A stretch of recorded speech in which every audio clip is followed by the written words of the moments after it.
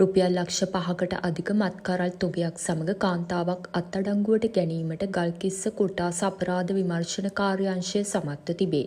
සැකකාරිය සමග මත්කරල් 5000ක් සහ එම ජාවාරමෙන් උපයා ගන්නා ලද මුදලින් රුපියල් 1,34,000ක්ද මෙහිදී පොලිස් භාරයට ගෙන ඇත.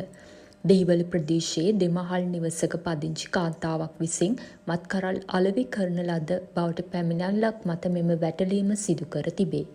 එහිදී සිදු කරන ලද සෝදිසියේදී නිවසේ කාමරයක තිබූ අල්මාරියක සඟවා මෙම මත්කරල් තොගය පොලිසිය විසින් සොයාගෙන ඇත.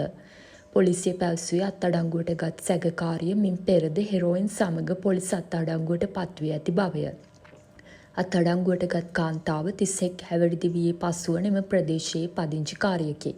සැකකාරිය ගල්කිස්ස මහේස්ත්‍රාත් අධිකරණය වෙත ඉදිරිපත් කිරීමටද නියමිතය. ගල්කිස්ස කොට්ටාස අපරාධ විමර්ශන කාර්යාංශය පරීක්ෂණ පවත්වයි.